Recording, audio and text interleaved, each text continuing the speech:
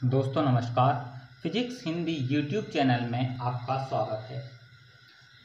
मैं लाया हूँ कक्षा 12वीं के लिए 1.1 प्रश्नावली का प्रश्न नंबर 9, जो कि परीक्षा की दृष्टि से बहुत ही महत्वपूर्ण है।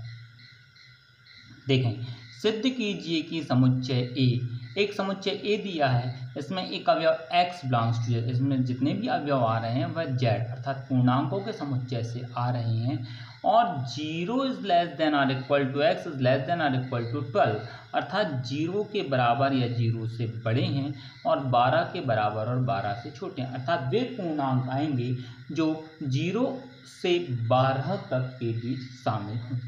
तो मैं दिए गए निम्नलिखित संबंध R में से प्रत्येक एक तुल्यता संबंध है।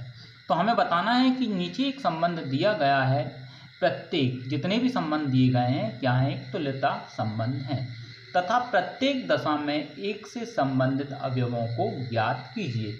और प्रत्येक दशा में हमें एक से संबंधित अवयव को ज्ञात करना है, यानी एक से जितने भी अवयव संबंधित होंगे उन्हें निकालना है। इसका पहला क्वेश्चन है, 9वीं का पहला है, R बराबर एक संबंध R है, वह है ए बी। इसमें दो प्रकार के अवयव such that a minus B का मॉड अर्थात a में से यदि हम b को घटाते हैं तो वह 4 का गुणज होगा। देखिए हमें क्या दिया है, कैसे इसको तुल्यता संबंध दिखाएंगे। यदि ये जो संबंध है R सममित हो, स्वतुल्य हो और संक्रामक हो तो यह एक तुल्यता संबंध होगा, अन्यथा यह तुल्यता संबंध नहीं होगा। तो चलिए दिखाएं कि ये तुल्यता संबंध है या नहीं है। तो हमें दिया गया है a बराबर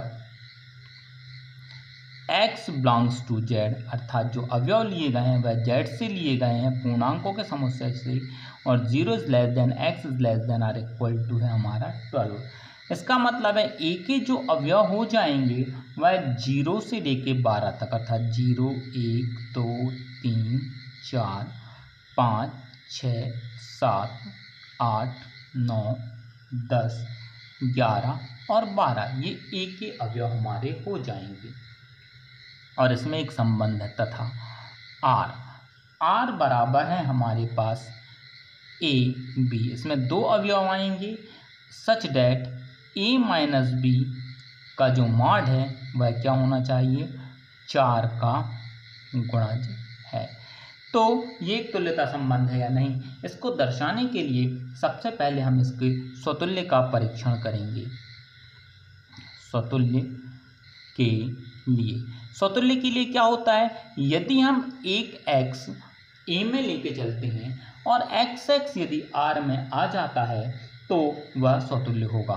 तो देखिए हम कोई एक अवयव लेके चलें, फॉर ईच प्रत्येक a बिलोंग्स टू a के लिए, प्रत्येक a बिलोंग्स टू यानी जितने भी अवयव लिए जाएंगे a से लिए जाएंगे।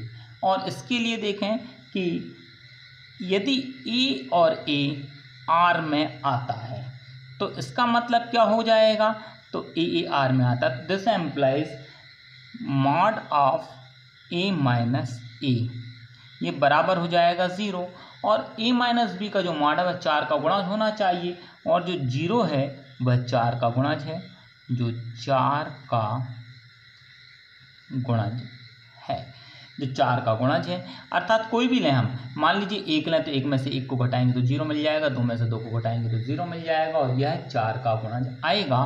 तो इसीलिए जो R है स्वतुल्य संबंध है, R स्वतुल्य संबंध है या दिया गया संबंध स्वतुल्य है। तो ये स्वतुल्य तो सिद्ध हो गया। अब इसके बाद हम इसकी सममितता की परीक्षण करें। तो सममित के लिए क्या होना चाहिए, सममित के लिए होना चाहिए कि यदि ए बी R में आ रहा है तो बी ए बी R में आना चाहिए। तो हम मान के चलते हैं कोई भी अवयव, माना A B belongs to R, for each A B belongs to a के लिए। तो इसका मतलब है जब ये R में आ रहा है तो इसका मतलब है mod of a minus B का गुणज होगा, 4 का गुणज होगा, 4 का गुणज है। इसका ये मतलब है यदि हम इसमें से माइनस का निशान कॉमन निकाल लें तो हो जाएगा b माइनस ए। b माइनस ए भी क्या होगा 4 का गुणज है। अब इसके बाद यदि हम इसको सॉल्व करें तो किसी संख्या का मॉड लें और ऋणात्मक संख्या हो तो उसका मॉड होता है धनात्मक, और इसको हम b माइनस ए लिख सकते हैं। माइनस b माइनस ए का मॉड या b माइनस ए का मॉड एक ही बात है, तो ये हो जाएगा 4 का गुणज है। अर्थात mod of minus b minus a जो आएगा वह mod of b minus a आएगा। तो ये हो जाएगा जब b माइनस ए 4 का गुणज है तो इसीलिए b और a बिलोंग्स टू r। तो इसीलिए दिया गया जो संबंध है, दिया गया संबंध कैसा हो जाएगा हमारा सममित है। यह संबंध हमारा सममित हो गया। अब हम जांच करते हैं संक्रामक के लिए। अब संक्रामक के लिए हमें क्या करना पड़ता है कि हम क्या करें, माना ए बी काय में आ रहा है आर में। जब ए बी आर में आ रहा है तो इसका मतलब है कि mod of A minus B 4 का गुणज है। और एक चीज़ और मान के चलें, तथा क्योंकि संक्रामक के लिए a माइनस बी आर में लेके चलेंगे और b माइनस सी भी आर में लेके चलेंगे, तो a और c भी r में आना चाहिए। तो a भी r में आ रहा है, तथा हम मान के चलते हैं कि b और c a b, फिर इसके बाद लेते हैं b c belongs to r। तो इसका मतलब है कि मॉड ऑफ b माइनस सी भी क्या होगा 4 का गुणज है, 4 का गुणज है। तो इसीलिए जब mod of A minus B 4 का गुणज है, मॉड ऑफ बी माइनस सी भी आपका 4 का गुणज है, तो इसका मतलब है कि mod of A minus b plus mod of B minus सी भी क्या होगा 4 का गुणज है। अब इसके बाद यदि हम आगे देखें तो जब a माइनस बी का mod plus b minus c का मॉड है तो इसको हम ऐसा भी लिख सकते हैं, mod of a minus b plus b minus c का मॉड, ये भी क्या होगा 4 का गुणज है। इसके बाद इसको यदि हम सॉल्व करें ये हो जाएगा हमारा a minus b plus b minus c, ये हो जाएगा हमारा 4 का गुणज है। b से b कट जाएगा, हमारे पास आ जाएगा a माइनस सी का मॉड, ये क्या हो जाएगा 4 का गुणज है। जब मॉड ऑफ a माइनस सी 4 का गुणज आ गया तो इसका मतलब है कि a और c belongs to r। a और c काय में आ जाएगा हमारा r में आ जाएगा। तो हम लेके चले थे कि a और b r में आता है, b और c r में आता है, तो a c भी r में आ गया। तो इसीलिए दिया गया संबंध, दिया गया संबंध क्या है संक्रामक है, संक्रामक है। तो चूंकि r क्या है स्वतुल्य सममित तथा संक्रामक है, इसीलिए यह एक तुल्यता संबंध होगा, संबंध है।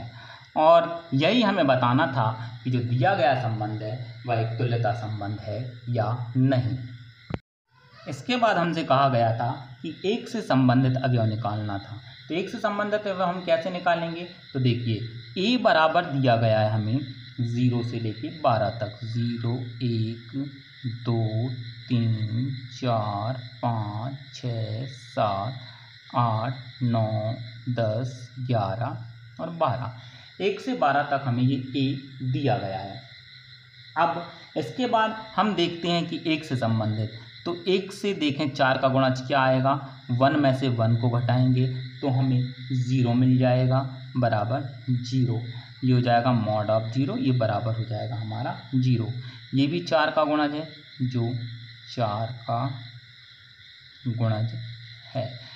अब इसी प्रकार 1 में से हम क्या घटाएं, इसी प्रकार क्योंकि हमारा संबंध है a माइनस बी, तो 1 में से हम 5 को घटाएं तो ये हो जाएगा हमारा -4, तो ये बराबर जाएगा 4, तो ये भी हमारा 4 का गुणज हो जाएगा, जो 4 का गुणज है। अब इसके बाद एक और देखें, तथा और देखें तो 1 में से क्या घटाएं, तो 1 में से अपन 9 घटाएंगे, 1 में से 9, तो ये हमारे पास बच जाएगा -8, और -8 का मान हो जाएगा 8, ये भी 4 का गुणज होगा, जो 4 का गुणज है। इसीलिए 1 से संबंधित अवयवों का समुच्चय, 1 से संबंधित अवयवों का समुच्चय, अवयवों का जो समुच्चय हो जाएगा, समुच्चय ये हो जाएगा हमारा 1, 1 से संबंधित ये 1 है, 1 से संबंधित ये 5 है, और 1 से संबंधित ये 9 है। तो ये हमारा पूरा ए पार्ट खत्म हुआ, प्रश्न क्रमांक 9 का। क्वेश्चन नंबर 9 का बी, इसमें एक संबंध है आर, ये है ए बी, और ए बी कैसा है, ए बराबर बी। चलिए देखें, हमें ए दिया था पूर्णांकों का समुच्चय, तो चूंकि ए बराबर था हमारा x बिलोंग्स टू z, जहाँ पर सच डैट ये जो अवयव थे वह 0 और 12, 0 से लेके 12 तक के अवयव थे, तो इसीलिए ए का जो मान आ जाएगा वह आ जाएगा ए बराबर हो जाएगा हमारा 0, 1, 2, 3, 4, 5, 6, 7, 8, 9, 10, 11 और 12। अब हमारा जो संबंध है तथा आर, जो संबंध आर परिभाषित है वह परिभाषित है, इसमें 2 अवयव आएंगे ए बी, और कैसे अवयव आएंगे कि ये दोनों बराबर हैं। अब हमें बताना है यह जो संबंध है यह तुल्यता संबंध है या नहीं। तो तुल्यता संबंध कब होगा, जब दिया गया संबंध स्वतुल्य हो, सममित हो और संक्रामक हो। तो स्वतुल्य के लिए देखें, स्वतुल्य के लिए for each a belongs to a, तब यदि ए आर में आता है, तो इसका मतलब है ए बराबर ए, दिस एम्प्लाइज ए बराबर हो जाएगा हमारा ए, जो क्या होगा, क्योंकि हमारा संबंध है ए यदि आता है तो ए बराबर ए, तो जो सत्य होगा, क्योंकि स्वयं का अवयव स्वयं के बराबर होता है, तो ए बराबर ए सत्य है। अब इसीलिए जो संबंध आर है, इसीलिए दिया गया संबंध आर क्या है, स्वतुल्य है, स्वतुल्य है। अब देखते हैं सममित के लिए। तो सममित के लिए हमें क्या करना पड़ता है, यदि हम ए बी आर में लेके चलते हैं तो बी ए भी आर में आना चाहिए। तो देखें, अपन मान लेते हैं, माना A B belongs to R, for each A B जो कहाँ से लिए गए हैं वह ए से लिए गए हैं। तो जब ए बी आर में आ रहे हैं तो इसका मतलब हो जाएगा ए बराबर बी, और जब ए बी के बराबर है तो ये हो जाएगा बी बराबर ए, बी बराबर ए आ जाएगा, तो इसका मतलब हो जाएगा हमारा, अतः b a belongs to R, b a काय में आ जाएगा हमारा, आर में आ जाएगा। तो ये जो संबंध है, इसीलिए दिया गया संबंध आर सम्मित हो जाएगा, दिया गया संबंध आर क्या है हमारा, सममित है। अब देखते हैं संक्रामक के लिए। अब संक्रामक में क्या करना पड़ता है, ए बी यदि आर में है और बी सी आर में है तो ए सी भी आर में होना चाहिए। तो अपन मान लेते हैं, माना A B belongs to R, तो इसका मतलब हो जाएगा जब ए बी आर में आ रहा है तो ए बराबर बी, और इसके बाद हम मान लेते हैं तथा B C belongs to R, तो इसका मतलब हो जाएगा बी बराबर सी। जब ए बी के बराबर है, बी सी के बराबर है, तो इसका मतलब हो जाएगा अतः ए सी के बराबर हो जाएगा। जब ए सी के बराबर हो जाएगा तो ये ए सी भी काय में आ जाएगा, आर में। तो हम लेके चले थे ए बी आर में आ रहा, बी सी आर में आ रहा, तो हमने दिखा दिया ए सी आर में आ रहा है। तो इसीलिए दिया गया संबंध, दिया गया संबंध R क्या है हमारा, संक्रामक है, संक्रामक है। जब ये संक्रामक है तो अब ये तीनों हो गए, चूंकि संबंध R स्वतुल्य, सममित तथा संक्रामक है, इसीलिए यह एक तुल्यता संबंध है, तुल्यता संबंध है।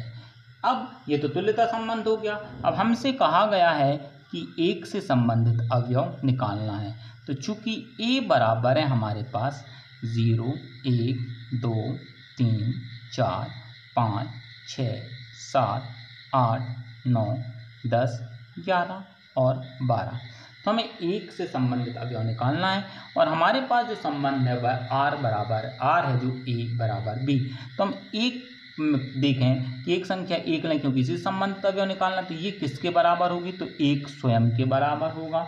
इसीलिए एक से संबंधित अवयवों का समुच्चय, एक से संबंधित अवयवों का समुच्चय, अवयवों का समुच्चय, ये हो जाएगा हमारा एक। और यही हमें बताना था कि यह जो संबंध है तुल्यता संबंध है नहीं, और एक से संबंधित अवयवों को हमें निकालना था।